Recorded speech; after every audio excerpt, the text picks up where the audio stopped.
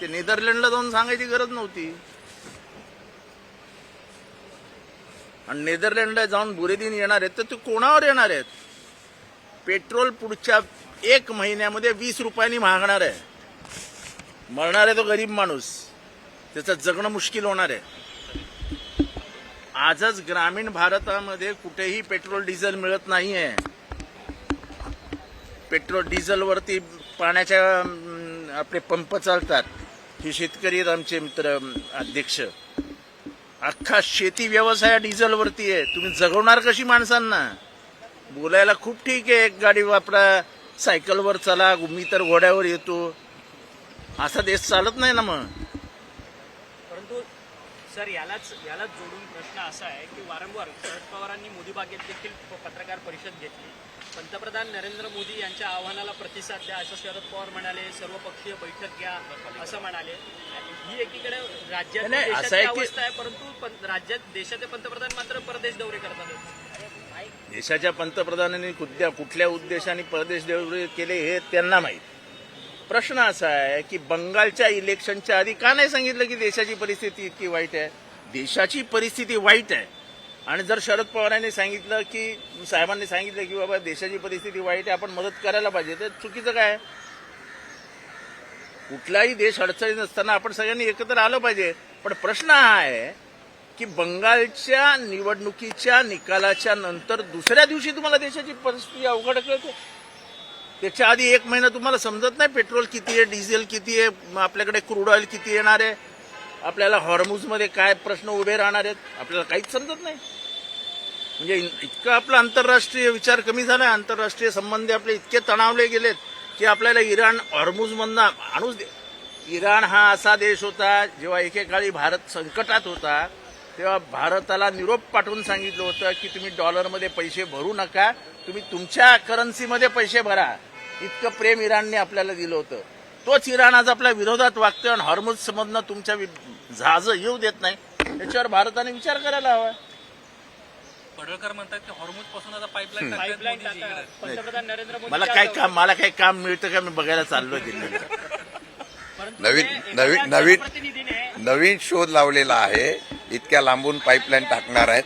मोदी आहे तो मुमकिन नाही आहे. परंतु एका लोकप्रतिनिधींनी आमदार पदावरती असणाऱ्या एका व्यक्तीने अशा पद्धतीने वक्तव्य करणं आणि त्याच्या संदर्भातली चर्चा घडवून त्यांची बौद्धिक उंची किती आहे ते बघा ना तुम्ही. असं कशाला कोणाला कमी लेखता? अरे एवढी बौद्धिक उंची आहे. सायन्स किती मोठं, म्हणजे त्यांचा ज्ञान तंत्रज्ञान याच्याबद्दल तुम्हाला अभिमान असला पाहिजे. तुम्ही अशी टिंगल करता कुठल्या आमदाराची? परंतु हे सातत्यानं बोलून कुठे हेच खरं आहे, हेच देशवासियांना पण तुम्ही अशी टिंगल करू नका त्यांच्या बुद्धीची. त्यांची बुद्धीचं तुम्ही हे करा. तुम्ही म्हणाला त्या पद्धतीने हे लोकांच्यावर आता बिंबून टाकायचंय की आम्ही आता हे करणार आहोत म्हणून. तुमच्या पक्षाचे प्रमुख आहेत, काही भूमिका घेतात, त्याच्यामुळे राहुल गांधी कुठेतरी अडचणीत येतात. अजिबात राहुल गांधी अडचणीत येत नाही. राहुल गांधी लढाई लढतायत. आमचे पवार साहेब त्या लढाईमध्ये राहुल गांधींबरोबर आहेत. पण शरद पवार नाही एक मिनिट. राहुल गांधींना ज्यावेळेला पवार साहेबांना मुख्यमंत्र्यांनी टीका केल्यानंतर राहुल गांधीची बाजू कोणी घेतली? शरद पवार साहेबांनी घेतली. म्हणजे राहुल गांधींच्या पाठीमागे सुद्धा शरद पवार उभे राहतात. पवार आज 85-86 वर्षाचे आहेत. बॅलन्स करावं लागतं देशामध्ये. बॅलन्स करता. सर हिंदी में जाना चाहेंगे आज पेट्रोल डीजल सर आम्हाला काय बॅलन्स करत नाही. बाकी सगळे झालेले इम्बॅलन्स आम्ही बॅलन्स करतोय. केमिस्ट आणि ड्रगिस्टचा संप आता देशभर चालू झालेला आहे. ऑनलाईन औषध विक्रीच्या विरोधात संप होतोय. काय यावर मी त्या दिवशी सुद्धा सांगितलेलं आहे की या देशातले जे उद्योग आहेत, व्यवसाय आहेत, ते हळूहळू ठराविक लोकांच्या हातामध्ये जाणार आहे आणि याची प्रक्रिया ही गेल्या काही वर्षापासून सुरू आहे. त्या काही महिन्यापूर्वी कृषी उद्योगांनी सुद्धा आंदोलन केलं होतं. त्या दुकानदारांनी सुद्धा आंदोलन केलं होतं. आज देशभरामध्ये जर डॉक्टरचा सल्ला नसेल तर त्या पद्धतीने कुठल्याही प्रकारचा केमिस्टला विक्री करण्याचा अधिकार नसताना ऑनलाईनवर अशा पद्धतीने करणं, मी आजही सांगतो की आज जो मॉडेल ॲक्ट आहे, जो व्यवसाय रोखीचा आहे, त्या व्यवसायामध्ये 100% आता खाजगीकरण करण्याचा प्रयत्न सुरू आहे. काही लोकांना मोठमोठे व्यावसायिक यात उतरतील आणि हळूहळू ही किरकोळ विक्रेते आहेत ते संपून जातील. हे मी आज सांगतोय. काही वर्षांनी हे सत्यात तुम्हाला पाहायला मिळेल. स्मॉल इन्व्हेस्टर्स रोहित पवार असं एकंदर शेअर मार्केट कोसळत असताना स्मॉल इन्व्हेस्टर्स धुळीला मिळालेत. पुढच्या एखाद्या महिन्यामध्ये कमीत कमी 100 ते 200 आत्महत्या शेअर ब्रोकर्सच्या होणार. शेअर मार्केट कंप्लीट कोसळलेलं आहे. एखादे प्रधानमंत्री जेव्हा सांगतात की सोनं विकतच घेऊ नका, सोने बाजाराची काय अवस्था झाली. हा देश गरिबीकडे चाललाय. कंप्लीट शेअर मार्केट कोसळलं. पंतप्रधानांकडनं अपेक्षा ही असते की देश कितीही संकटात आला तरी आम्ही या संकटाशी सामना करून या देशाला बाहेर काढू. 2007 आणि 2008 मध्ये असंच आर्थिक संकट जगभर आलं होतं. पंतप्रधान मोदींनी आपला पंतप्रधान मनमोहन सिंग यांनी जाणवू पण दिलं नाही देशाला की संकट किती मोठं आहे. अमेरिका उद्ध्वस्त झालेलं, दुबई साफ झालेलं, भारताला त्याची झळ सुद्धा लागली नाही. That is called economics. शिक्षणाचा आणि याचा काही संबंध आहे असं म्हणायचं तुम्हाला? काय शिक्षण आणि या नाही सगळ्या त्याच्यात माझा हे बघा, शिक्षण आणि राजकारण याचा काय संबंध आहे असं मी कधीच मानत नाही. 4थी नापास वसंतदादा पाटील यांनी महाराष्ट्रातली सर्वात मोठी शैक्षणिक क्रांती घडवली ही कधीही विसरू नका. त्यामुळे शिक्षण आणि ह्याचा काय संबंध आहे असं मला वाटत नाही. पण तर्क, लॉजिक याचा खूप मोठा संबंध आहे. आणि सध्या आपण लॉजिक विसरलो. काल म्हणजे हे सगळं चालू असताना काल कुठल्या तरी यात्रेविषयी त्यांनी आवाहन केलं. अरे या देशाची अंत्ययात्रा निघायची वेळ आता आली. आता कुठली यात्रा काढता. आणि ह्या राहुल गांधी काय बोलले ते चुकीचे नव्हते. त्यांनी 2 महिन्यापूर्वी सांगितलेलं की आर्थिक संकट सामोरे येते, याला त्याच्यासाठी तयार राहा. कोविडच्या वेळेस पण त्यांनी सांगितलं कोविड नावाचा रोग येतोय, सांभाळून राहा. म्हणजे राहुल गांधींना जे 2 महिने अगोदर कळू शकतं ते सरकारला कळू नये याचं आश्चर्य वाटतं आम्हाला. नीट पेपर फुटी प्रकरण देखील तेवढीच गंभीर प्रकरण आहे. त्याच्यात कोण कोण आहेत, त्या सिलेक्शन प्रोसेसमध्ये कोण कोण आहेत, ते कुठल्या पक्षाच्या जवळ आहेत, कुठल्या संस्थेशी ते जवळ आहेत. आणि हे पेपर जे फुटी आहे, MPSCचा असेल, नीटचा असेल, सगळे पेपर कसे फुटतात आणि आत्ताच कसे फुटायला लागलेले आहेत.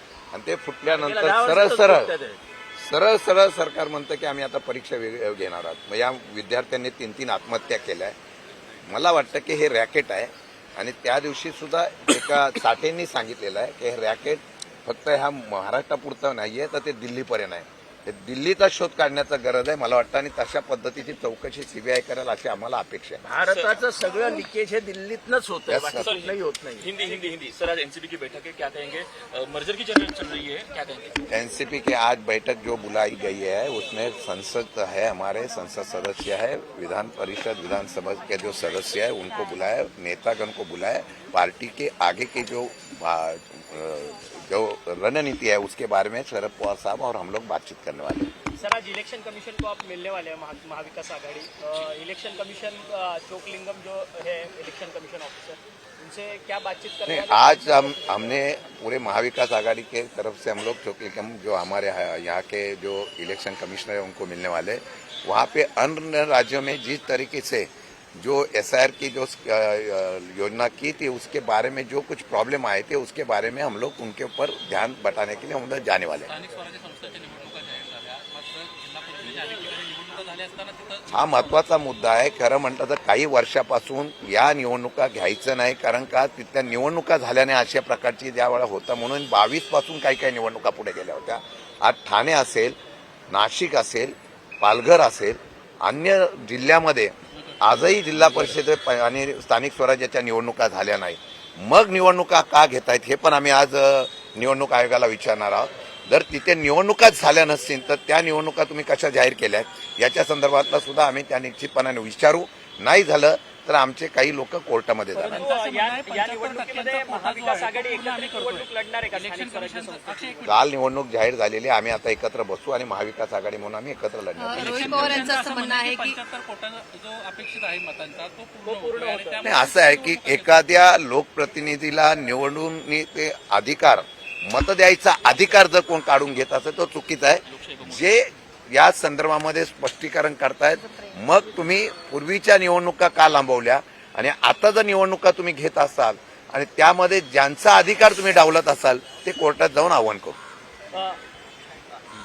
पंतप्रधान नरेंद्र मोदी सर नॉर्वे सुनील तटकरे आणि प्रफुल्ल पटेल यांनी भेट घेतलेली शरद पवारांची. या सगळ्या प्रफुल्ल पटेल आणि तटकरे साहेब भेटतात, पवार साहेबांना भेटतात. पवार साहेब हे वडील आहे तो, आणि ही सगळी शरद पवारांचीच मुलं आहेत. थोडी रागून बाजूला गेलेली, थोडी शरद पवारांना बोलली आहेत. शेवटी बाप मुलाला बोलतो, मुलगा बापाला बोलतो. ठीक आहे, पण बाप मान्य करून ते आले बापाजवळ. 3 वर्षानंतर वडिलांची आठवण आली. ठीक आहे ना, वडिलांची आठवण आज ना उद्या येतेच, आपल्याला नाही येत का? त्या बिचारांना आली असेल. पक्षात अस्वस्थ म्हणून त्यांनी पवारांची भेट नाही, घेतली. त्यांची अस्वस्थता पक्षात आहे की नाही मला माहित नाही, पण साहेबांची भेट घेणं हे माझ्या दृष्टीने अभिमानास्पद आहे. परंतु ज्यावेळेस पक्ष वेगळा झाला राष्ट्रवादी, त्यावेळेस प्रफुल्ल पटेल तटकरे यांनी शरद पवारांना कुठेतरी धोका दिला असा मेसेज होता. आता मात्र त्यांच्याच पक्षात त्यांना धोका मिळाला पवार का? साहेब आहेत ते भीष्म पितामह आहेत. सगळ्यांना कवेत घेऊन सगळ्यांच्या पाठीवरनं हात फिरवून चला पुढे चला पुढे चला असं सांगणारा माणूस आहे तो. आता चालेल तुम्हाला दोन्ही राजवाडे आता- एकत्र आल्या तर हे आता हे एकत्रीकरणासाठी नाहीत, त्यांना आधार देण्यासाठी ती भेट होती. एकत्रीकरणासाठी नव्हती ही भेट. गरज आहे मग ते आता पार्थ गेलं पवार तर यांनी नेता पक्षामध्ये जो चालतील का? निर्णय घेतला तो योग्य वाटतं का? पार्थ पवार, म्हणजे अजितदादा, कैलासवासी अजितदादा पवार, पार्थ पवार, जय पवार, सुनेत्रा पवार, तटकरे, पटेल हे सगळे काही वेगळ्या पक्षात आहेत. ते वेगळी भूमिका घेतात. त्यांच्या भूमिका काय आहेत त्या उंचीवर मी नाही, त्या उंचीवर पवार साहेब आहेत. त्यामुळे ते त्यांच्याशी बोलू शकतात. आपण कशाला त्याच्यावर बोलायचं? उंटाच्या उलटा रोल पेड्या हाकले. रिकामी जागा बघा.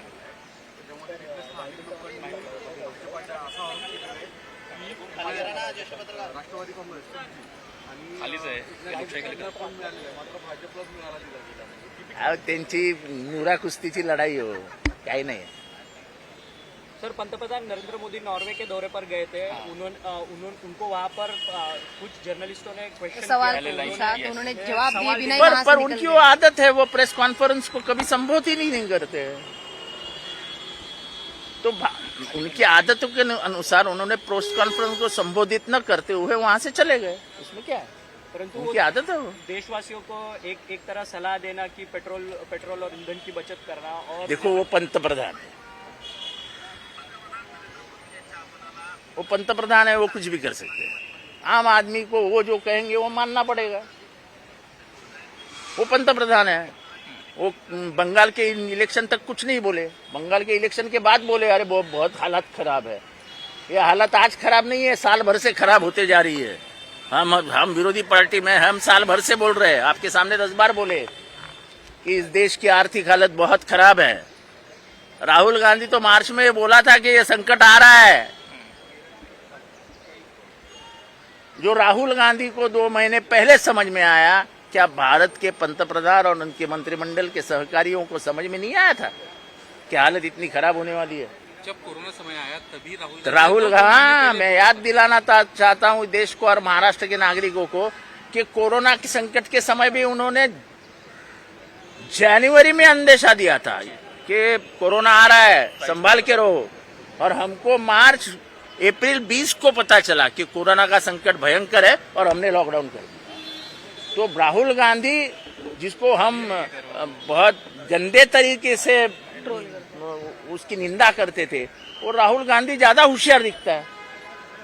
कल शरद पवार जी ने पंतप्रधान नरेंद्र मोदी की तारीफ की है एक कार्यक्रम में. हालांकि इंडिया आघाड़ी में आप बहुत बड़ा पक्ष हो. देखो, शरद पवार जब तारीफ करते हैं तो उसके 2 मतलब निकलते हैं. कभी कभी उन्होंने क्यों तारीफ की है मुझे पता नहीं है, लेकिन जब विरोधी पार्टियां के बारे में बात करने का होता है तो शरद पवार विरोधी पार्टियों के साथ खड़े हो जाते हैं. परंतु इसकी वजह से इंडिया आघाड़ी को कुछ डैमेज नहीं, कुछ डैमेज नहीं होगा. इंडिया जो मजबूती के साथ खड़ी है.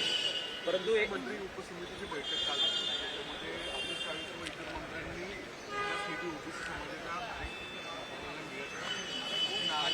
ओबीसीच्या बाबतीत मी गेले अनेक वर्ष आक्षेप घेतला आहे. तुम्हाला निधी कापताना फक्त शेड्यूल कास्ट, शेड्यूल ट्राईब आणि ओबीसीलाच निधी कापता येतो.